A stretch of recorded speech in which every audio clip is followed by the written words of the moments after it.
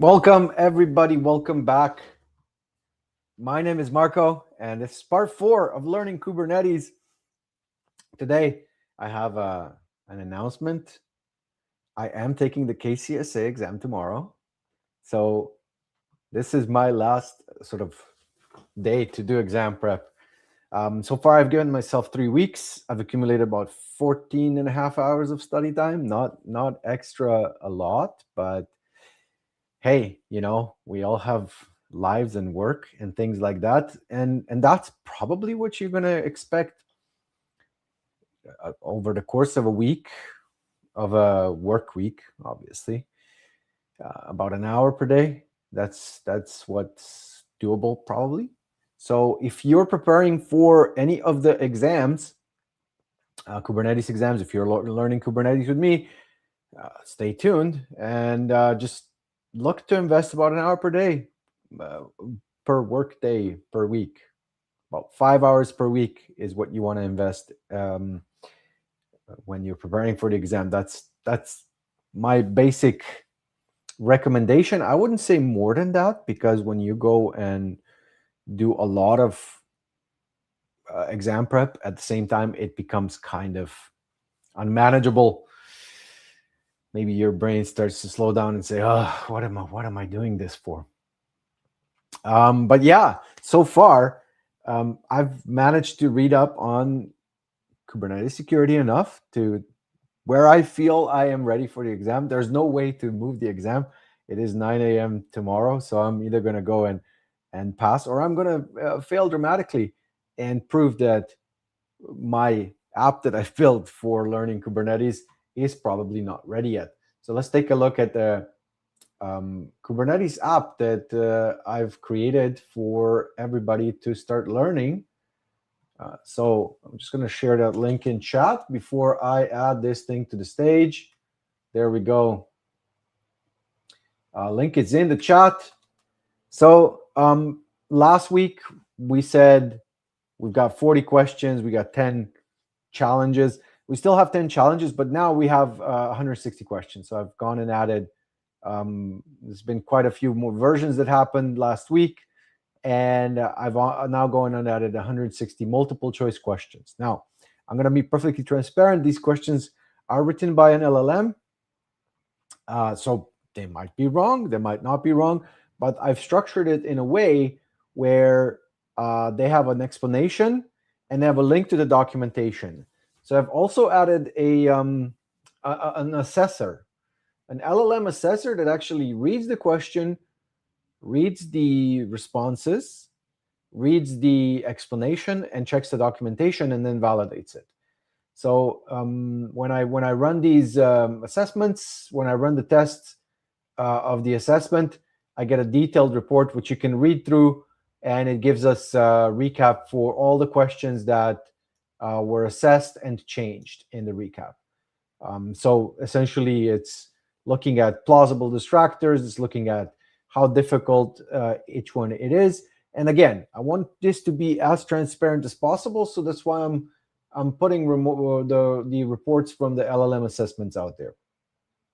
I think that the future of certification is in the use of these automated style questions.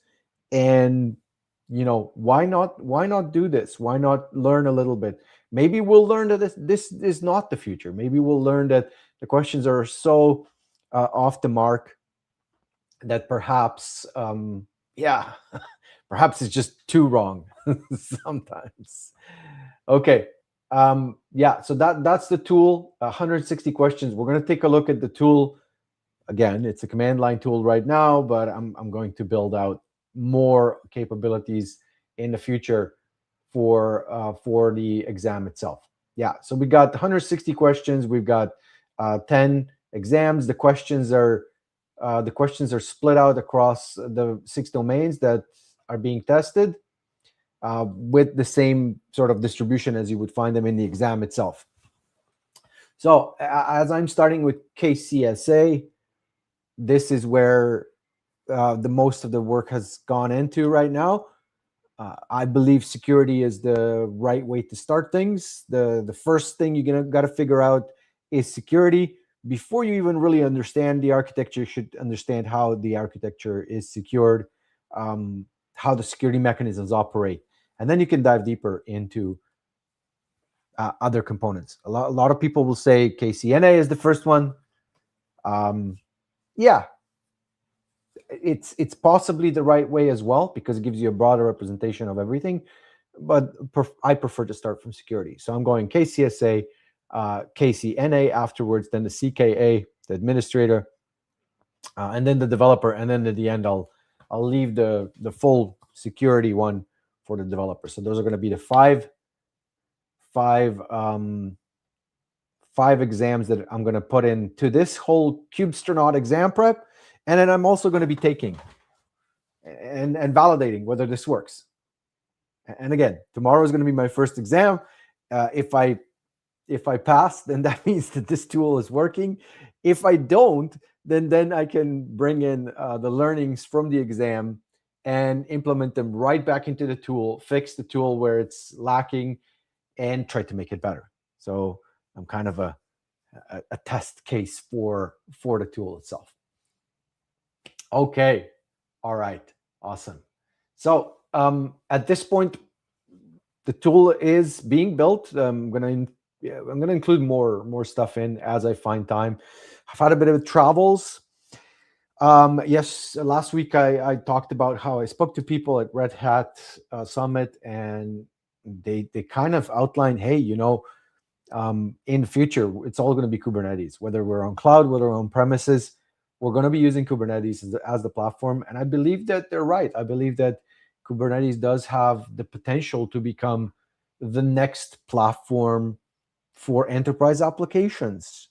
It already is in lots of places, but I think that the adoption of Kubernetes is going to widen because of its capability, because of its standards, because just like VMware is the standard for our data centers right now, in the same exact example, it's not the only thing that you can use, but there's a huge community, there's a huge set of standards, there's a massive support, and enterprises need to have applications and components that have massive standardized support. And this is where Kubernetes comes in, not because it's the best orchestration tool for containerization. I'm not saying that it is. I'm not saying that it isn't. I'm saying the fact that Kubernetes exists, it's a great tool. It's got lots of different cool things, but it might not be the best in every respect. However, it is the best from the point of view of support, from the point of view of enterprise readiness. That is my opinion. If you disagree, you're welcome to comment. If you're here live, or you're welcome to comment if you are watching this video after it has been live streamed. Okay, so that's the exam prep. Now, the second thing I need to talk about is how I go about passing exams. So passing exams might sound like, just you get the knowledge and then you pass. True, but a lot of times what I find is that even with a person that does pass an exam, sometimes what happens is that they will actually fail because they ran out of time. And this is the thing that is critical. A lot of times, failing because you can't pass the exam because you run out of time, even if you have the knowledge. All right, let me switch my screen share, and I will quickly share my screen with this blank screen right here, because I want to present my approach to actually passing the exam itself. Okay, let's get the pen. So with the Kubernetes exam, let's say you've got 60 questions and you have 90 minutes for those 60 questions. That means 1 minute and 30 seconds for each question. But you have to note that some questions are going to be difficult, some questions are going to be medium, and some questions are going to be easy. And maybe the easy question you might be able to answer in 30 seconds as you read it. The medium you might take a minute. And the difficult one, hey, you'll need more than 2 minutes to answer it correctly. So what starts to happen is, as you go through the questions, you might start hitting a lot of difficult ones, and then you might see the clock ticking down. And then when the clock is ticking down and you're stuck on the difficult questions, you might get more nervous, and that kind of snowballs into the effect of, well, I got to question number 50, but then I ran out of time.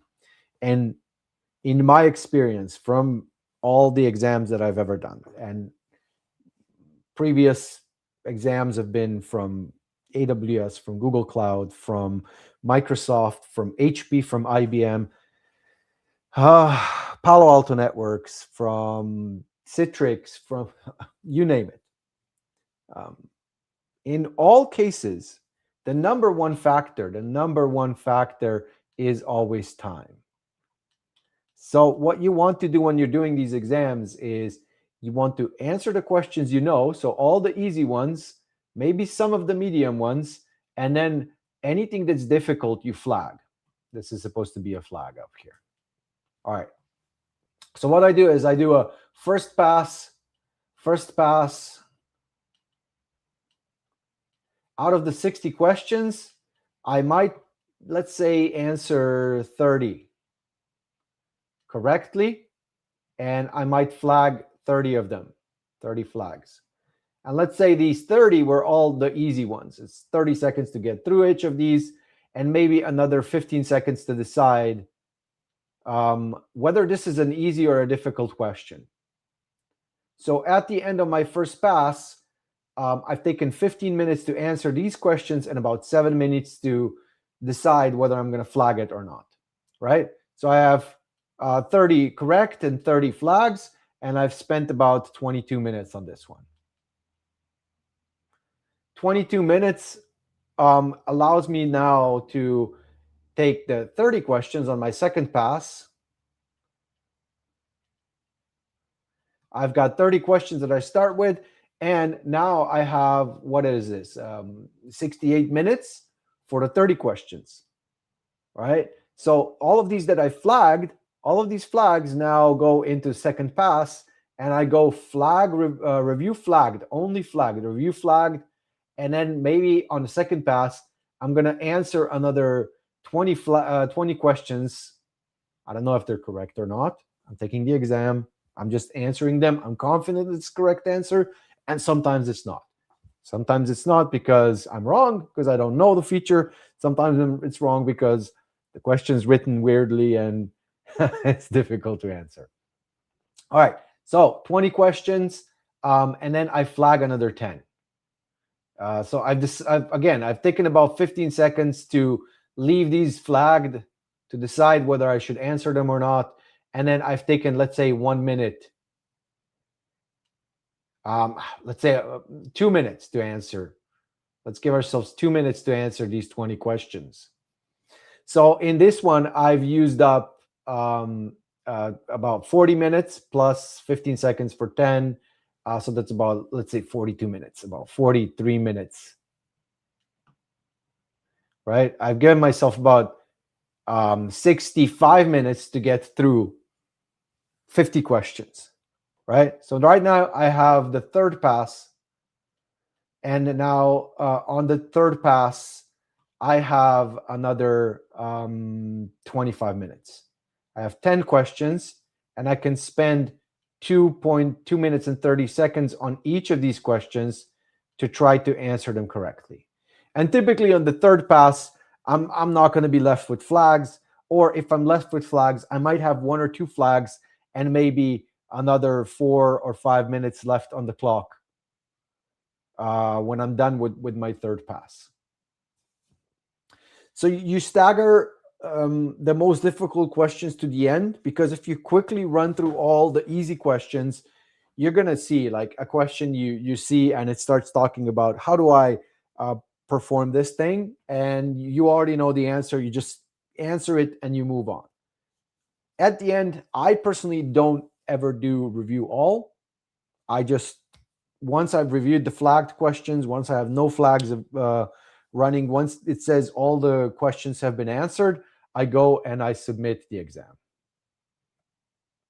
And I go and I submit the exam, and then I pray and I hope for the best. That's my strategy. My strategy is always answer all the questions. And the way to answer all the questions is to, if you see a long question, if you see a question that's, where more than one paragraph, number one, where the paragraph is like, 7 lines, I would flag that immediately. So I'm going to flag that immediately. It may take me 2 seconds to decide that this is a flag. And every long question for me is a flag. Because I know on a long question, it'll take me 2 to 3 minutes to read it before I can even answer that response. So that is more than my 130 benchmark for the average for all the 60 questions. The number of questions might vary. It doesn't really matter what the exam is. This is a general practice that I use for all the exams. And I have passed, I don't even know how many. More than dozens. Let's say just for the AWS exams, I took most of them 3 times, at times 12 exams. Well, you drop down to 7 or 8 when you're in the professional and specialty tiers. So let's say 2 times 8 and 1 times 12. That's 28 times for the AWS exams. I've taken the Red Hat RHCE, which is not the questions; it's a different exam. That's unrelated. So I've taken probably about 20 Microsoft MCPE/MCSE exams, probably about 20 HP and IBM exams. IBM more like 10, HP maybe 15. So we're looking at a good number of exams. And I've used the same strategy for all of them. And my passing rate is typically, other than like 3 times that I've not passed the exam on the first try. So 97% pass rate with this strategy. All right, this is my strategy. But even though I have this strategy, sometimes it's not about the strategy. Sometimes it's more about the confidence. How do you build up the confidence for the exam? Well, that's something that's difficult. Even for a seasoned exam taker, you'll find that building up confidence for the exam is probably the last thing that you need to work on. And this is where I use exam prep questions. Exam prep questions help me discover those issues, those knowledge areas that I'm not familiar enough in, those knowledge areas that I still need to cover. So once you go through your exam prep and you start seeing, oh, I understand why they're asking this question. I understand what they're trying to assess with this question. I maybe don't know the answer necessarily because I don't know the feature. I haven't worked with the feature enough. I haven't studied on this topic yet enough. It could be any of these factors, but as long as you go and you start understanding what they're asking you, what they're trying to validate, what type of knowledge you're trying to validate with that question, with that type of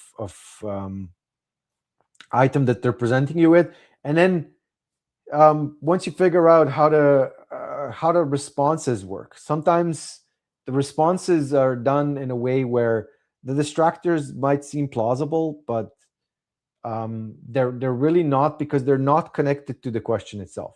Let's say the question is about some kind of traffic security of the traffic, and then only one of the responses mentions kube-proxy. Kube-proxy is responsible for the network traffic. So obviously, even though there's other security measures, it's probably going to be something at kube-proxy. So that's probably the most likely answer, even if you don't know it necessarily. And this is how you build a confidence, is to go through exam questions and validate that you have the core knowledge that will be needed to pass the exam. And obviously, if you really don't know the questions, then sometimes it's a matter of learning more or better or whatnot. Okay, cool. Let's go back to our. Let's go to our screen share now, and I'm going to be sharing the application. Okay, let's see. So this is the Kubernetes exam prep. You can run it off of your live environment. It counts how many you have correctly completed. If this is going to still show up in the code base, so first thing you're going to go is you're going to delete that counter, set it to 0 so you can count on your own how many sessions, labs completed, etc. I'm going through the questions, and now we have 160 questions. You can see I've never seen the majority of those questions. So what we're going to do is we're going to go to KCSA. We're going to go to exam practice, and we're going to go to all domains, and we're going to go to let's go through a full exam. Let's do a full is the 20 question exam. We're going to go to 20 questions exam, and we're going to see what it presents us with. And again, there's a pool of 160 questions in there. You can go for all will be like 160 questions. It's going to take a lot of time. I'm doing just the option number 3 for the sake of this live stream at this point. All right, randomized questions. Yep, let's randomize questions. Okay, difficulty and medium. This is validated via an LLM, written via an LLM, validated via an LLM. And we're going to see how it works with the links to the documentation. I'm going to open up the documentation as well. What is the security difference between mounting a secret as an environment variable versus as a volume file? A, environment variables are encrypted. Mounted volumes are plain text. B, mounted volumes support file permissions and live updates without pod restart. Environment variables are visible in process listings and cannot be updated live. C, environment variables are auto-rotated. Mounted file systems are static. And D, there's no security defense. Both are equally secure. Ooh, that's a tough one. Now I'd say difficulty is even more than medium here. But yeah, environment variables are visible to our environment, right? So essentially, I think that as an environment variable, the environment variable is not necessarily encrypted.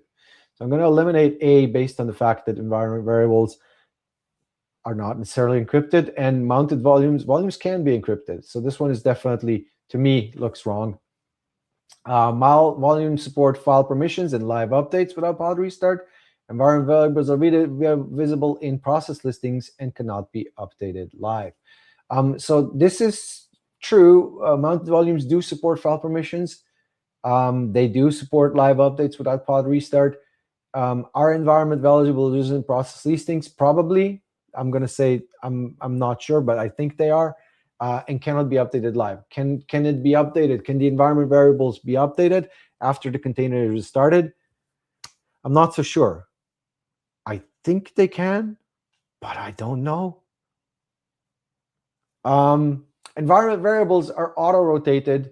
Mounted volumes are static.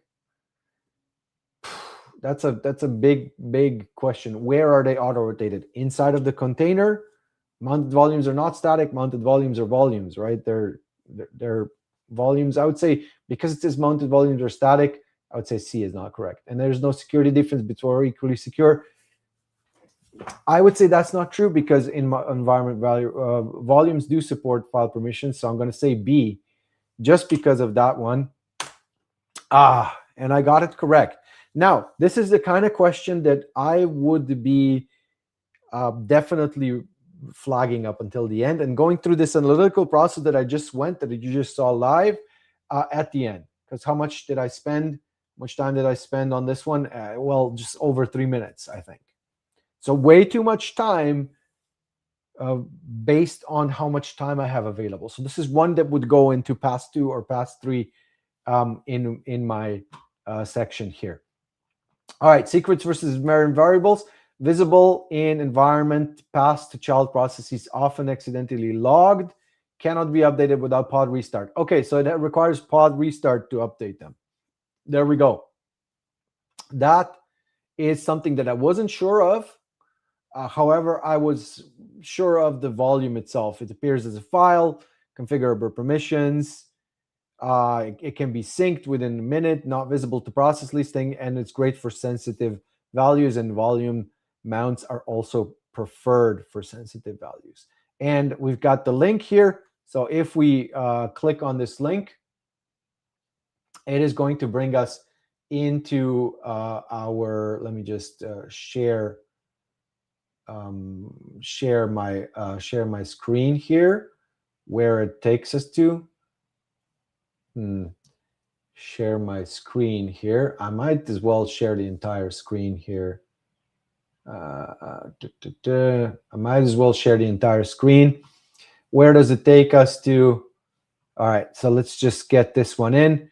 This is the link, using secrets as environment variables.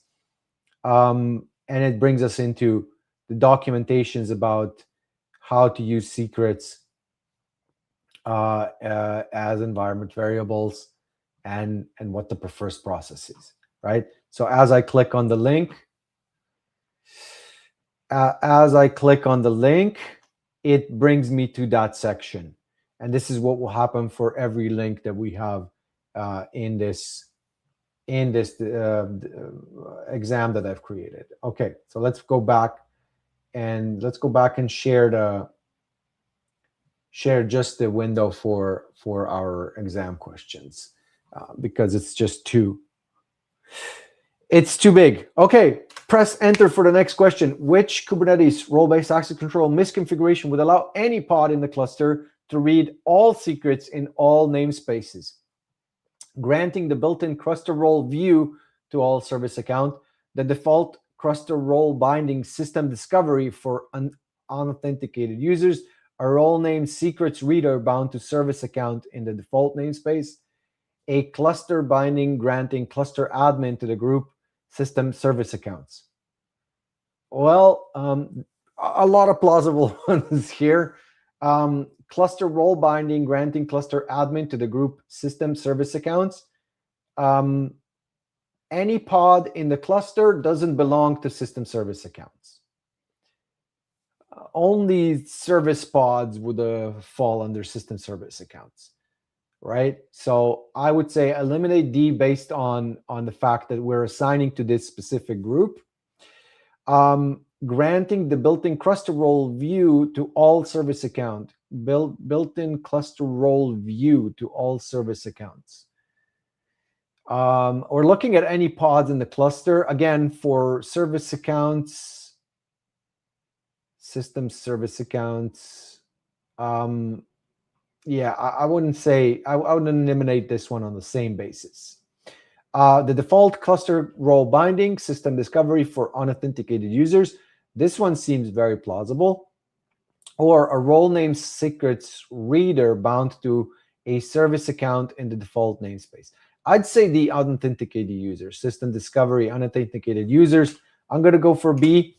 The correct answer is D. Cluster role binding granting cluster admin to system service accounts. Okay, how does that work? Let's see. Binding cluster admin to the system service accounts, cluster admin to every service account in every namespace. I see. Okay, so that would include that permission for any pod. So any pod could have full cluster privileges reading all secrets. Option A is wrong because cluster rows exclusively exclude secrets. Okay. View excludes secrets. B is wrong because system discovery only grants access to discovery endpoints. I see, not the secrets one.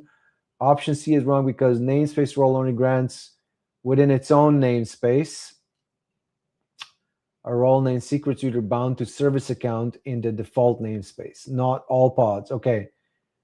Okay, so system service accounts would then say all service accounts in all namespaces. All right. Like I said, this is one of the things that I would probably get wrong in the final exam based on how I'm reading it, but that's what it is. We're here to try to build up confidence for the exam. Difficulty, again,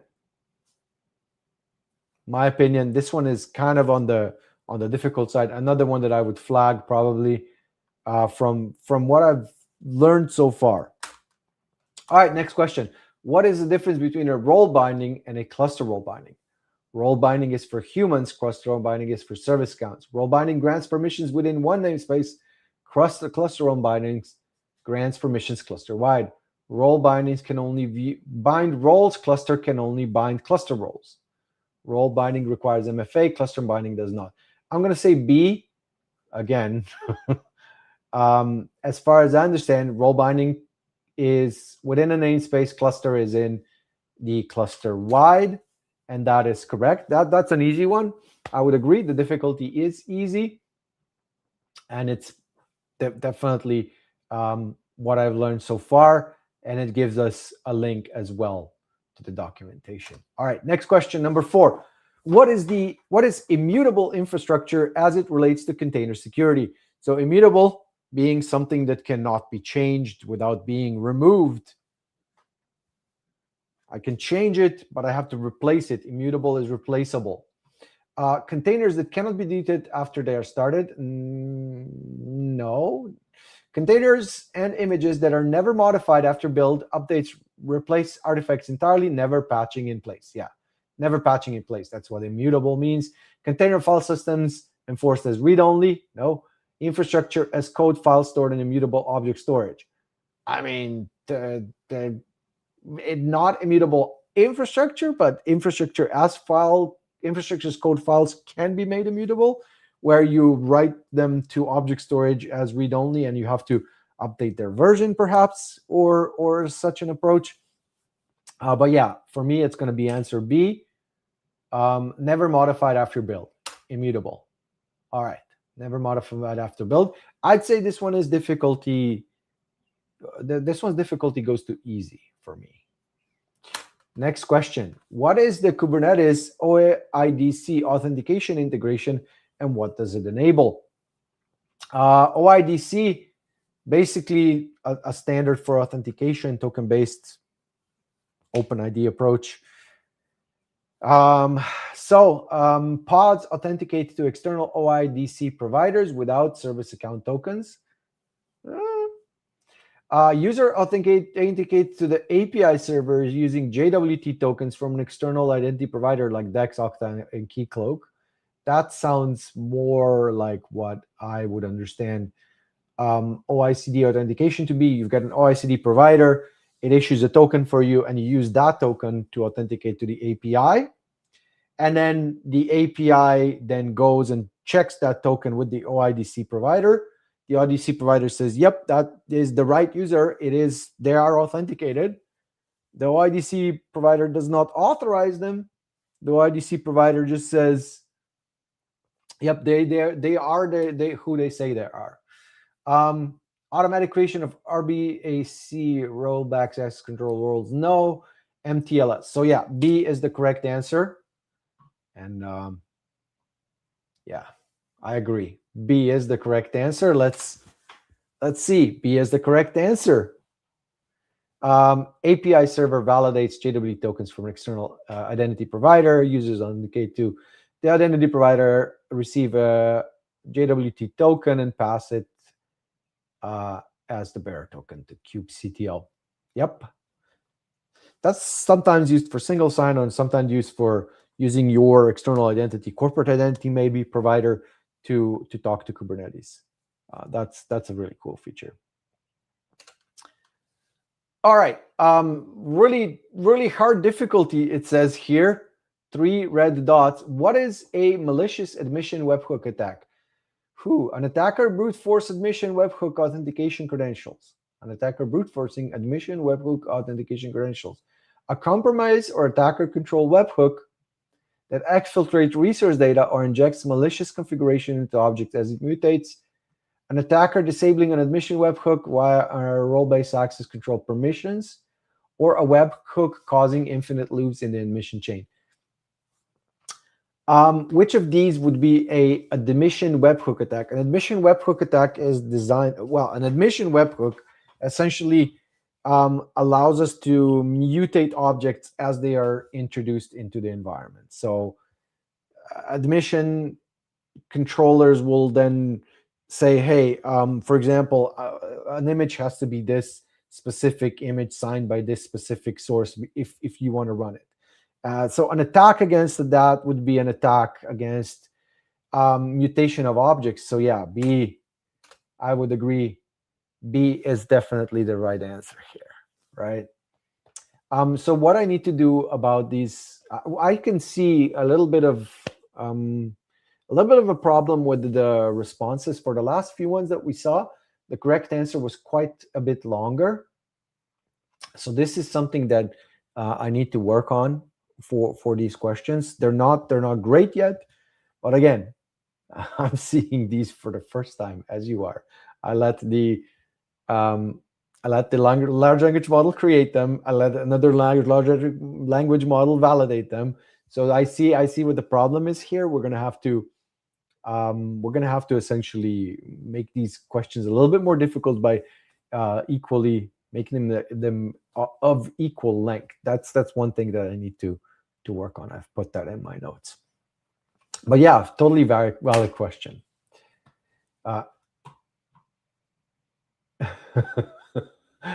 Yes, most of the answers are B. You went through all 160. Thank you. Thank you. Most of the answers are B. Okay, cool. So that's that's something that I didn't realize. Okay, that's something that I didn't realize at all. Cool. I will work on that. Thanks for that information. That really helps me out for making this a better thing, a better tool.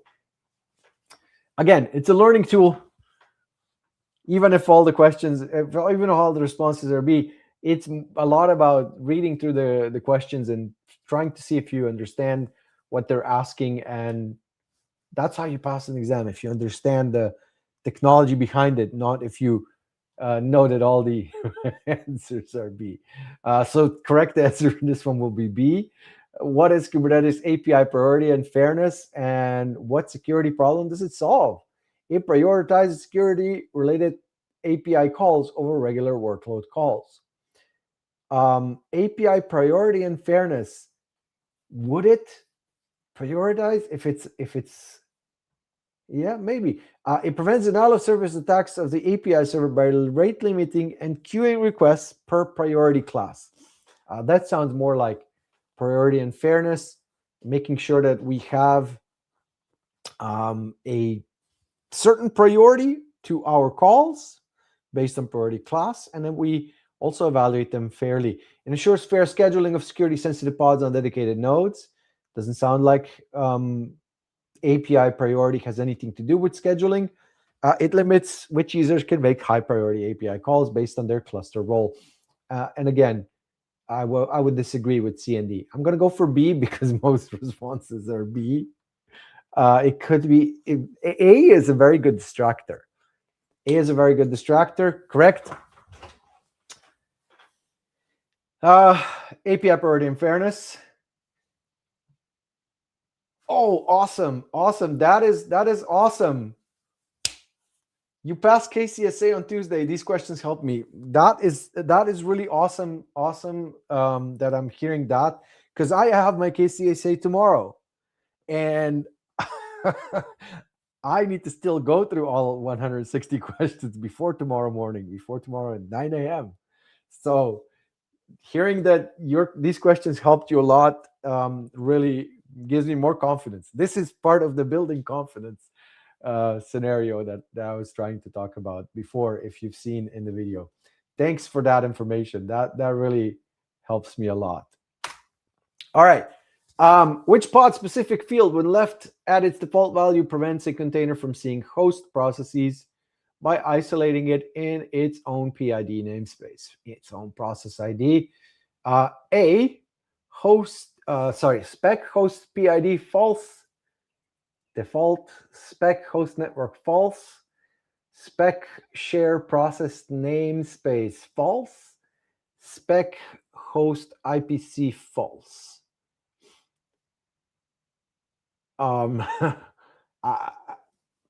Host network, no, it's nothing to do with the PID.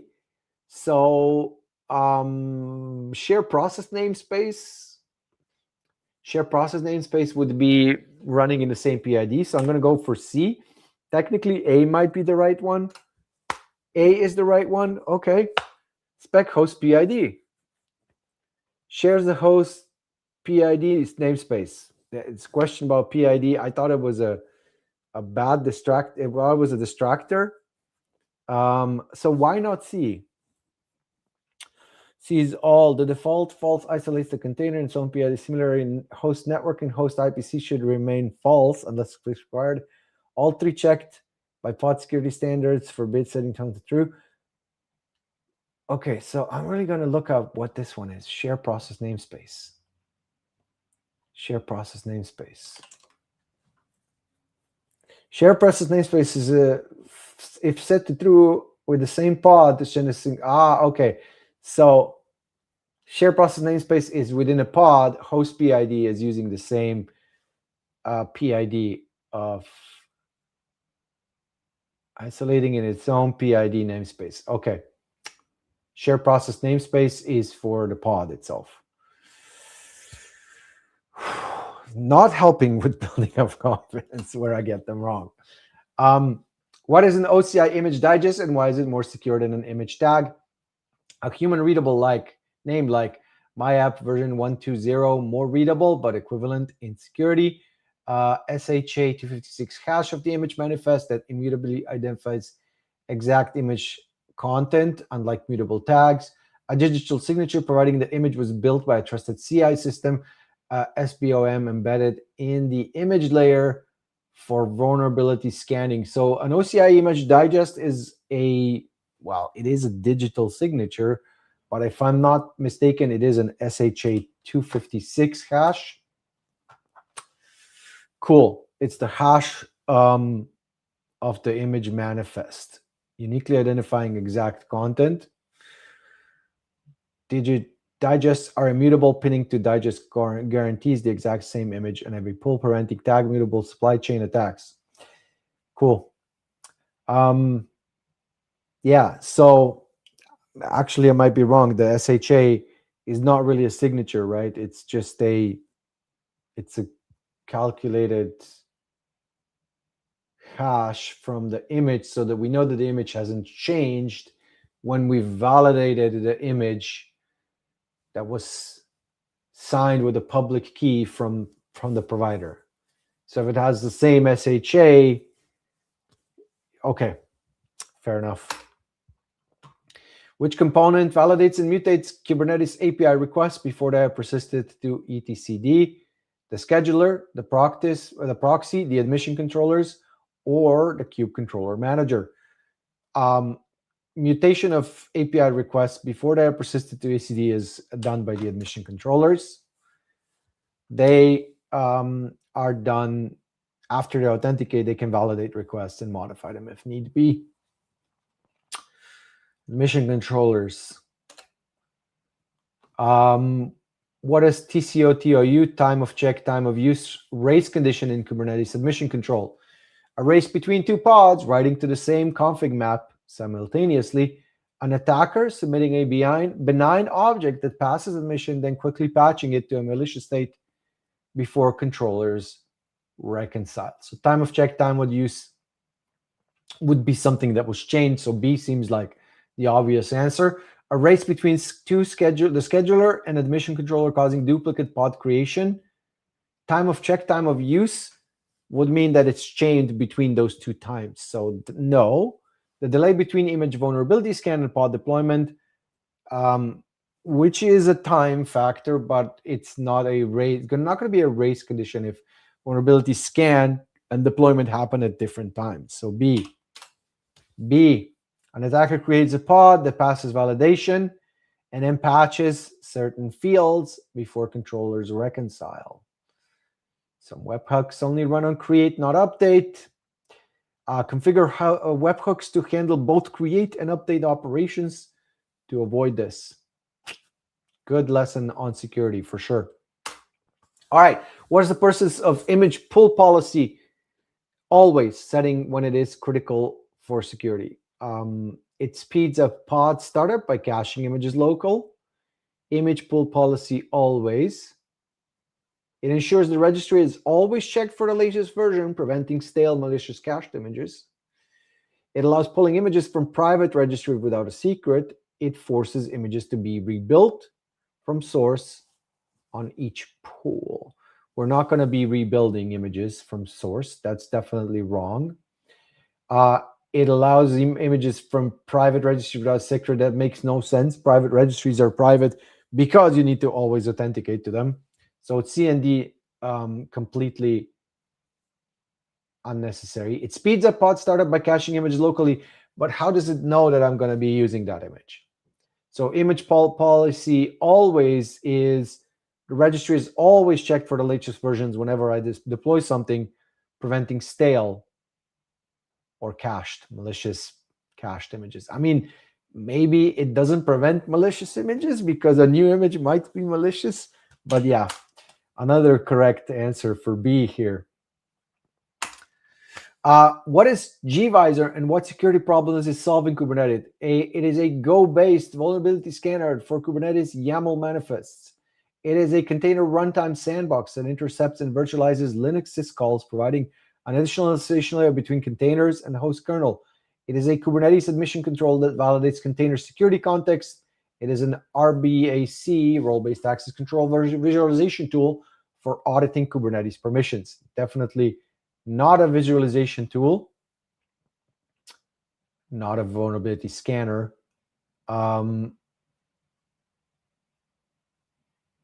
Yeah, gvisor is a container runtime sandbox. Yeah, B. Implements a user space kernel that intercepts container syscalls before they reach the host kernel. Exploiting a host kernel vulnerability is defeated because gvisor interposes a separate minimal kernel used in GKE sandbox for runtime class trade-offs, performance overhead. Not all syscalls applications are supported. So this is a cool implementation. Basically, what you're doing is you're turning the container essentially into like a little virtual machine, kind of, a little bit, because you're not letting the syscalls go to the underlying kernel. You're actually catching them in this runtime, and you've got like a more sandboxed, more limited version of the kernel, or a modified version of the kernel. So that's a really cool thing too. If you're looking for virtual machine level security, this or micro VMs is a good option. Micro VMs being Kata containers or full virtual machines. This is very good secure platform. And for those migrating from virtual machines and wanting to retain the virtual machine technology, this is where Kubernetes really makes that leap towards the enterprise security, enterprise viability, is with those levels of security enhancements to traditional containers. Okay, 6 more questions. What is Istio's authorization policy and how does it differ from Kubernetes network policy? Authorization policy is for layer 7 authorization. Network policy is for TCP UDP port filtering at layer 3 and 4. They complement each other. Authorization replaces the network policies enforced by kube proxy. They are identical. Istio's authorization policy is a branded version of network policy. Authorization policy controls Kubernetes resource access. Network policy controls pod traffic. Yeah.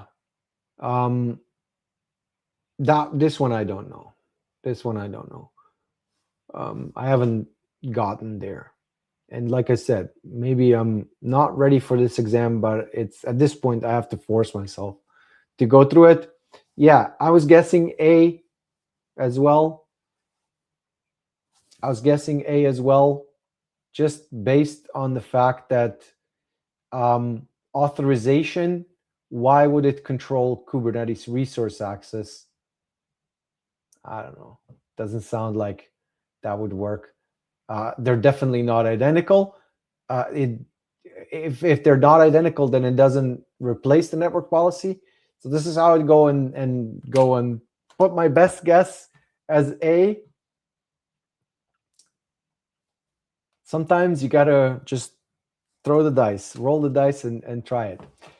What does CIS Kubernetes benchmark provide? A runtime intrusion detection for Kubernetes, prescriptive configuration guidance, and security hardening recommendation, a certificate authority for Kubernetes cluster PKI, an automated patch management. Definitely not a certificate authority or patch management. So ARB, but a benchmark will not be a runtime. So a benchmark will be something like guidance, security hardening, recommendations. So CIS benchmark, B, prescriptive configuration for our environment. Okay, what is a daemon set-based persistence technique used by attackers after compromising a Kubernetes cluster? Modifying an existing daemon set to reduce its replica count, removing security agents. Plausible. Creating a malicious daemon set that runs a backdoor container on every node, surviving pod eviction and node restarts. Plausible. Using a daemon set to exhaust resources until legitimate workloads are evicted. Doesn't sound like it would be exhausting resources. We want to persistence. We want to the word persistence. We want to stay alive even if we're trying to be evicted. So I would say C, no. Injecting malicious init containers into existing daemon sets via patch. Is that going to be persistent? Not really. Removing security agents, reducing its replica count. Not really. It's about surviving pod eviction and node restarts. So B. B, like all the other responses. I'm trying to not get influenced by B itself. It's hard. What is Kubernetes workload identity in cloud environments, and why is it more secure than storing cloud credentials and secrets? A CRD to assign cloud IAM roles to deployments? Nope. A feature that maps Kubernetes service accounts to cloud IAM roles? Allowing pods to authenticate to cloud services without storing credentials and secrets. That's the most secret. That's so mapping some kind of identity to an IAM role is the most secure way to access cloud. That's always going to be true. Whether you're in cloud, whether you're in Kubernetes, whether you're running on your own laptop, instead of using a username and password, go and use a single sign-on, log into single sign-on, and then map that single sign-on to an IAM role. So B, definitely correct answer here. Not to the whole deployment, but to a named identity. So a Kubernetes service account, right? A service mesh feature, nope. An admission controller, no, it's B. It's B. Workload identity, map Kubernetes service account to cloud IAM roles. Pods exchange their project service account token for short-lived cloud credentials via the cloud provider's OIDC endpoint. Yeah, that's the way to do things for sure. Which audit policy level records the full request and response body? Audit policy level. Audit policy level none would not record anything. Metadata would only record the metadata. Request would only record requests. Request response would record the full request and response. So D. That is correct here. We don't need to explain this one. Why is it that when I set the audit policy level to request response, it's going to record the full request response body? Now, that is to be avoided when you're in a regulated environment where you can't log or capture request and response bodies, where you cannot track what's happening. So audit policy levels need to match your audit rules, regulations, compliance, whatever you're trying to follow here. Laws, there might be laws that prevent you from capturing the request and response. This is a rabbit hole. What should I be auditing? All right, question 19. What is a Kubernetes admission webhook, and why, and what are the two types? Okay, a webhook that fires on pod events, types are startup and stub shut down. An HTTP call that intercepts API requests, types are mutating and validating. Yeah. A controller that watches resources, types are informer and lister. A network hook for service traffic, types are ingress and egress. Mutating, right? We've already seen this. Webhooks for admission are mutating, and then there's one that's validating. So B, callbacks on the server during the actual API call that is being authorized or validated. And the last one, which admission controller should be enabled to enforce pod security standards? Pod security policy, pod security, security context deny, always deny. Which admission controller should be enabled to enforce pod security standards? Pod security? I'm guessing pod security, because pod security standards replace the pod security policy. Security context deny, always deny. Yeah, okay. This one was on the edge. Pod security policy doesn't exist anymore. So what are my results? I have a 90%. I would be passing this one if it was 20 questions. Oh, I do hope that this is going to help me pass. I don't know, maybe. Thank you for attending this one. This is it for today. I'm going to be posting whether I pass or fail as soon as I get the results. I think it takes up to 24 hours or whatever. So look out for my LinkedIn. Look out for announcements. Or next Thursday, I'm going to be live right here on Dev Central, YouTube and LinkedIn. Same place, same time, 11 a.m. Eastern. And hopefully by that time, I have a KCSA in hand. If I don't, hey, I'm going to come back and make this tool better. I see improvements that need to be done, which I'm going to be doing, like the better randomization of the correct response, which is mostly B, better length of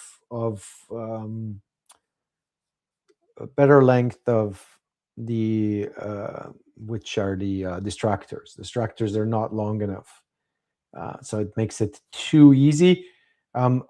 Like I said, I mean, this is 0.13, the version right now. Lots of things that I haven't tested yet, and hopefully make this tool much better. The exam questions are harder. All right. The exam questions are harder. That is a good feedback. That's very good feedback. I hope that I can make them harder as well. Cool. And Adrian, thank you. I really appreciate it. Thanks. Keep your cross your fingers for me tomorrow for 9 a.m. All right, everybody. That is going to be it for today's live stream. Enjoy the rest of the week, and I'll see you next week. Bye.